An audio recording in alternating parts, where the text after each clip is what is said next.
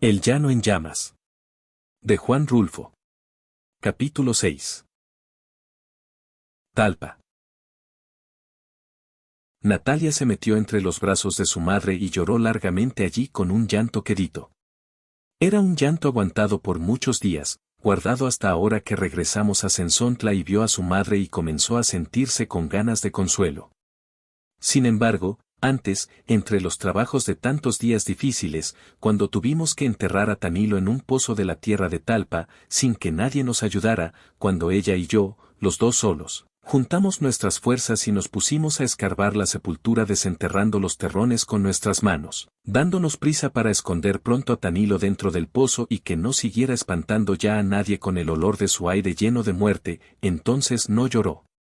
Ni después, al regreso, cuando nos vinimos caminando de noche sin conocer el sosiego, andando a tientas como dormidos y pisando con pasos que parecían golpes sobre la sepultura de Tanilo. En ese entonces, Natalia parecía estar endurecida y traer el corazón apretado para no sentirlo bullir dentro de ella. Pero de sus ojos no salió ninguna lágrima. Vino a llorar hasta aquí, arrimada a su madre, solo para acongojarla y que supiera que sufría. Acongojándonos de paso a todos, porque yo también sentí ese llanto de ella dentro de mí, como si estuviera exprimiendo el trapo de nuestros pecados. Porque la cosa es que a Tanilo Santos entre Natalia y yo lo matamos. Lo llevamos a Talpa para que se muriera. Y se murió. Sabíamos que no aguantaría tanto camino, pero, así y todo, lo llevamos empujándolo entre los dos, pensando acabar con él para siempre. Eso hicimos. La idea de ir a Talpa salió de mi hermano Tanilo. A él se le ocurrió primero que a nadie. Desde hacía años que estaba pidiendo que lo llevaran. Desde hacía años. Desde aquel día en que amaneció con unas ampollas moradas repartidas en los brazos y las piernas. Cuando después las ampollas se le convirtieron en llagas por donde no salía nada de sangre y sí una cosa amarilla como goma de copal que destilaba agua espesa. Desde entonces me acuerdo muy bien que nos dijo cuánto miedo sentía de no tener ya remedio. Para eso quería ir a ver a la Virgen de Talpa, para que ella con su mirada le curara sus llagas. Aunque sabía que Talpa estaba lejos y que tendríamos que caminar mucho debajo del sol de los días y del frío de las noches de marzo, así y todo quería ir. La Virgencita le daría el remedio para aliviarse de aquellas cosas que nunca se secaban. Ella sabía hacer eso, lavar las cosas, ponerlo todo nuevo de nueva cuenta como un campo recién llovido. Ya allí, frente a ella, se acabarían sus males, nada le dolería ni le volvería a doler más. Eso pensaba él. Y de eso nos agarramos Natalia y yo para llevarlo. Yo tenía que acompañar a Tanilo porque era mi hermano. Natalia tendría que ir también, de todos modos, porque era su mujer. Tenía que ayudarlo llevándolo del brazo, sopesándolo a la ida y tal vez a la vuelta sobre sus hombros, mientras él arrastrara su esperanza. Yo ya sabía desde antes lo que había dentro de Natalia. Conocía algo de ella. Sabía, por ejemplo, que sus piernas redondas, duras y calientes como piedras al sol del mediodía, estaban solas desde hacía tiempo. Ya conocía yo eso. Habíamos estado juntos muchas veces, pero siempre la sombra de Tanilo nos separaba, sentíamos que sus manos ampolladas se metían entre nosotros y se llevaban a Natalia para que lo siguiera cuidando. Y así sería siempre mientras él estuviera vivo. Yo sé ahora que Natalia está arrepentida de lo que pasó. Y yo también lo estoy, pero eso no nos salvará del remordimiento ni nos dará ninguna paz ya nunca. No podrá tranquilizarnos saber que Tanilo se hubiera muerto de todos modos porque ya le tocaba, y que de nada había servido ir a Talpa, tan allá, tan lejos, pues casi es seguro de que se hubiera muerto igual allá que aquí, o quizás tantito después aquí que allá, porque todo lo que se mortificó por el camino, y la sangre que perdió de más, y el coraje y todo, todas esas cosas juntas fueron las que lo mataron más pronto. Lo malo está en que Natalia y yo lo llevamos a empujones, cuando él ya no quería seguir, cuando sintió que era inútil seguir y nos pidió que lo regresáramos. A estirones lo levantábamos del suelo para que siguiera caminando, diciéndole que ya no podíamos volver atrás.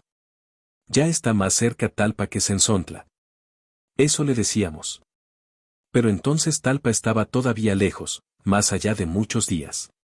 Lo que queríamos era que se muriera. No está por demás decir que eso era lo que queríamos desde antes de salir de Sensontla y en cada una de las noches que pasamos en el camino de Talpa. Es algo que no podemos entender ahora, pero entonces era lo que queríamos, me acuerdo muy bien. Me acuerdo de esas noches. Primero nos alumbrábamos con ocotes. Después dejábamos que la ceniza oscureciera la alumbrada y luego buscábamos Natalia y yo la sombra de algo para escondernos de la luz del cielo. Así nos arrimábamos a la soledad del campo, fuera de los ojos de Tanilo y desaparecidos en la noche. Y la soledad aquella nos empujaba uno al otro. A mí me ponía entre los brazos el cuerpo de Natalia y a ella eso le servía de remedio. Sentía como si descansara, se olvidaba de muchas cosas y luego se quedaba adormecida y con el cuerpo sumido en un gran alivio. Siempre sucedía que la tierra sobre la que dormíamos estaba caliente. Y la carne de Natalia, la esposa de mi hermano Tanilo, se calentaba enseguida con el calor de la tierra. Luego aquellos dos calores juntos quemaban y lo hacían a uno despertar de su sueño. Entonces mis manos iban detrás de ella, iban y venían por encima de ese como rescoldo que era ella, primero suavemente, pero después la apretaban como si quisieran exprimirle la sangre. Así una y otra vez, noche tras noche, hasta que llegaba la madrugada y el viento frío apagaba la lumbre de nuestros cuerpos. Eso hacíamos Natalia y yo a un lado del camino de Talpa, cuando llevamos a Tanilo para que la Virgen lo aliviara. Ahora todo ha pasado. Tanilo se alivió hasta de vivir. Ya no podrá decir nada del trabajo tan grande que le costaba vivir, teniendo aquel cuerpo como emponzoñado, lleno por dentro de agua podrida que le salía por cada rajadura de sus piernas o de sus brazos. Unas llagas así de grandes, que se abrían despacito, muy despacito, para luego dejar salir a borbotones un aire como de cosa echada a perder que a todos nos tenía asustados. Pero ahora que está muerto la cosa se ve de otro modo. Ahora Natalia llora por él, tal vez para que él vea, desde donde está, todo el gran remordimiento que lleva encima de su alma. Ella dice que ha sentido la cara de Tanilo estos últimos días. Era lo único que servía de él para ella, la cara de Tanilo, humedecida siempre por el sudor en que lo dejaba el esfuerzo para aguantar sus dolores.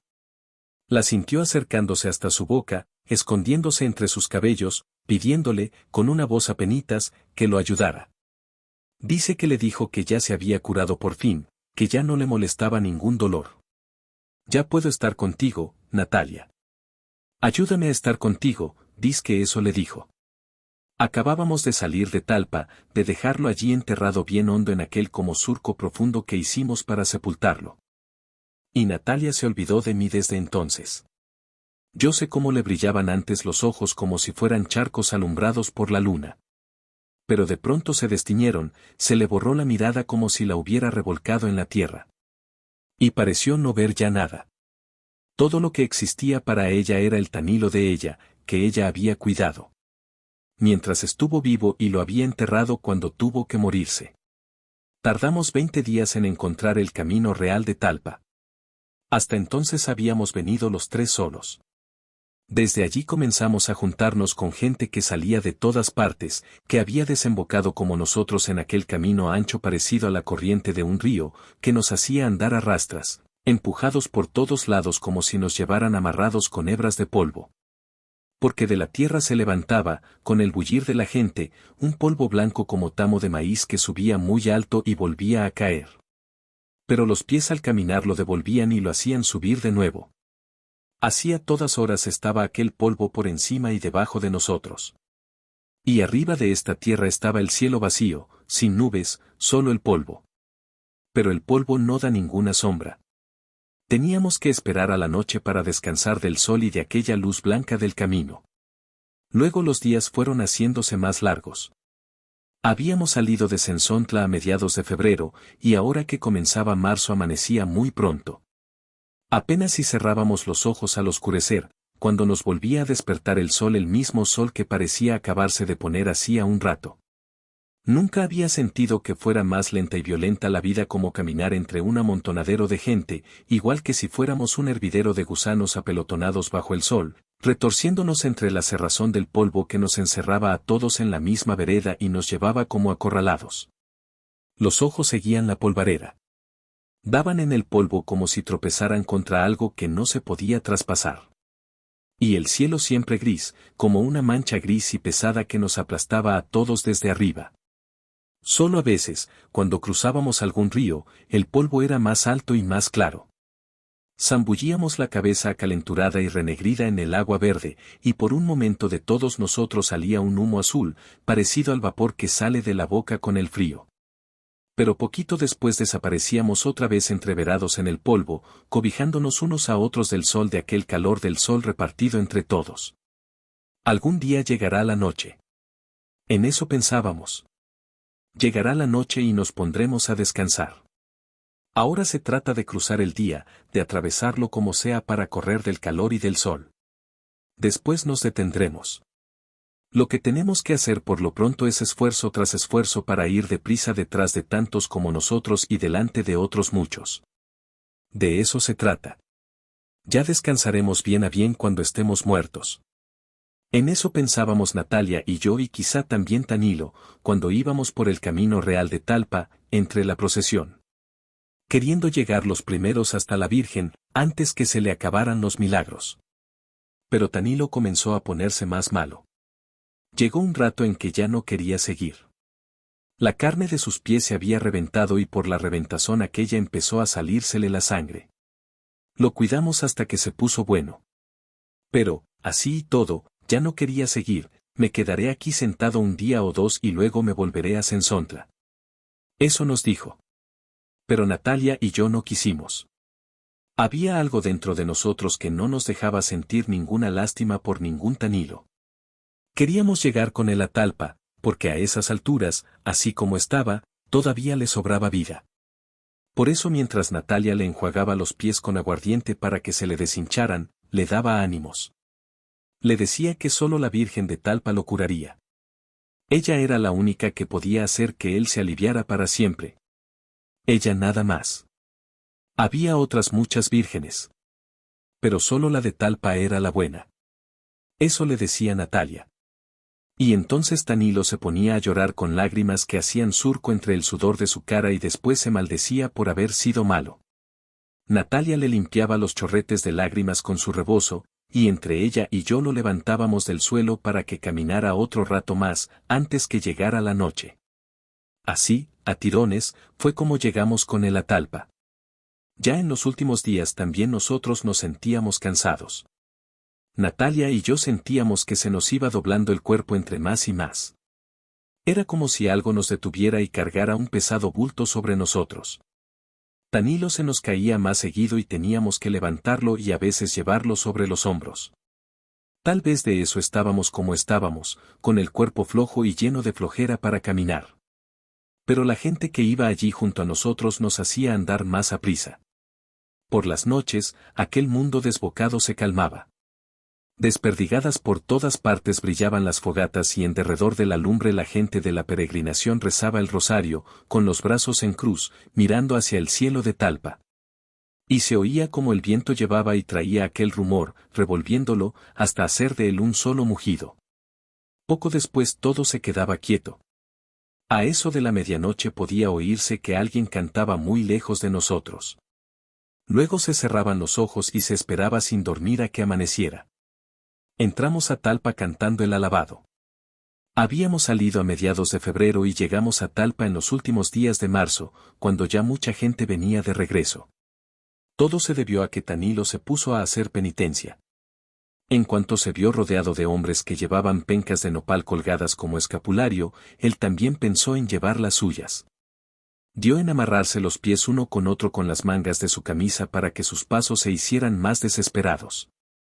Después quiso llevar una corona de espinas. Tantito después se vendó los ojos, y más tarde, en los últimos trechos del camino, se hincó en la tierra, y así, andando sobre los huesos de sus rodillas y con las manos cruzadas hacia atrás, llegó a Talpa aquella cosa que era mi hermano Tanilo Santos. Aquella cosa tan llena de cataplasmas y de hilos oscuros de sangre que dejaba en el aire, al pasar, un olor agrio como de animal muerto. Y cuando menos acordamos lo vimos metido entre las danzas. Apenas si nos dimos cuenta y ya estaba allí, con la larga sonaja en la mano, dando duros golpes en el suelo con sus pies amoratados y descalzos. Parecía todo enfurecido, como si estuviera sacudiendo el coraje que llevaba encima desde hacía tiempo. O como si estuviera haciendo un último esfuerzo por conseguir vivir un poco más. Tal vez al ver las danzas se acordó de cuando iba todos los años a Tolimán, en el novenario del Señor, y bailaba la noche entera hasta que sus huesos se aflojaban, pero sin cansarse. Tal vez de eso se acordó y quiso revivir su antigua fuerza. Natalia y yo lo vimos así por un momento. Enseguida lo vimos alzar los brazos y azotar su cuerpo contra el suelo, todavía con la sonaja repicando entre sus manos salpicadas de sangre.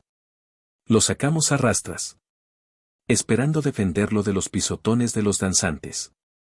De entre la furia de aquellos pies que rodaban sobre las piedras y brincaban aplastando la tierra sin saber que algo se había caído en medio de ellos.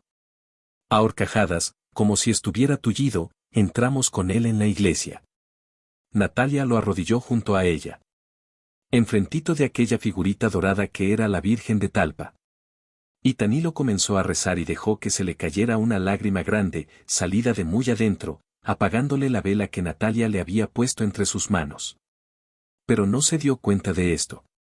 La luminaria de tantas velas prendidas que allí había le cortó esa cosa con la que uno se sabe dar cuenta de lo que pasa junto a uno. Siguió rezando con su vela apagada. Rezando a gritos para oír que rezaba. Pero no le valió. Se murió de todos modos. Desde nuestros corazones sale para ella una súplica igual, envuelta en el dolor.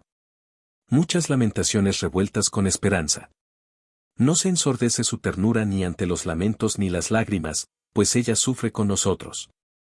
Ella sabe borrar esa mancha y dejar que el corazón se haga blandito y puro para recibir su misericordia y su caridad. La Virgen nuestra, nuestra Madre, que no quiere saber nada de nuestros pecados. Que se echa la culpa de nuestros pecados, la que quisiera llevarnos en sus brazos para que no nos lastime la vida, está aquí junto a nosotros, aliviándonos el cansancio y las enfermedades del alma y de nuestro cuerpo aguatado, herido y suplicante. Ella sabe que cada día nuestra fe es mejor porque está hecha de sacrificios. Eso decía el señor cura desde allá arriba del púlpito. Y después que dejó de hablar, la gente se soltó rezando toda al mismo tiempo, con un ruido igual al de muchas avispas espantadas por el humo. Pero Tanilo ya no oyó lo que había dicho el señor cura. Se había quedado quieto, con la cabeza recargada en sus rodillas. Y cuando Natalia lo movió para que se levantara ya estaba muerto. Afuera se oía el ruido de las danzas, los tambores y la chirimía, el repique de las campanas. Y entonces fue cuando me dio a mi tristeza. Ver tantas cosas vivas, ver a la Virgen allí, mero enfrente de nosotros dándonos su sonrisa, y ver por el otro lado a Tanilo, como si fuera un estorbo. Me dio tristeza. Pero nosotros lo llevamos allí para que se muriera, eso es lo que no se me olvida. Ahora estamos los dos en Sensontla. Hemos vuelto sin él. Y la madre de Natalia no me ha preguntado nada. Ni qué hice con mi hermano Tanilo, ni nada. Natalia se ha puesto a llorar sobre sus hombros y le ha contado de esa manera todo lo que pasó. Y yo comienzo a sentir como si no hubiéramos llegado a ninguna parte, que estamos aquí de paso, para descansar y que luego seguiremos caminando. No sé para dónde, pero tendremos que seguir, porque aquí estamos muy cerca del remordimiento y del recuerdo de Tanilo. Quizá hasta empecemos a tenernos miedo uno al otro. Esa cosa de no decirnos nada desde que salimos de Talpa tal vez quiera decir eso. Tal vez los dos tenemos muy cerca el cuerpo de Tanilo, tendido en el petate enrollado, lleno por dentro y por fuera de un hervidero de moscas azules que zumbaban como si fuera un gran ronquido que saliera de la boca de él. De aquella boca que no pudo cerrarse a pesar de los esfuerzos de Natalia y míos, y que parecía querer respirar todavía sin encontrar resuello. De aquel Tanilo a quien ya nada le dolía, pero que estaba como adolorido, con las manos y los pies engarruñados y los ojos muy abiertos como mirando su propia muerte. Y por aquí y por allá todas sus llagas goteando un agua amarilla, llena de aquel olor que se derramaba por todos lados y se sentía en la boca, como si se estuviera saboreando una miel espesa y amarga que se derretía en la sangre de uno a cada bocanada de aire. Es de eso de lo que quizá nos acordemos aquí más seguido, de aquel Tanilo que nosotros enterramos en el camposanto de Talpa, al que Natalia y yo echamos tierra y piedras encima para que no lo fueran a desenterrar los animales del cerro.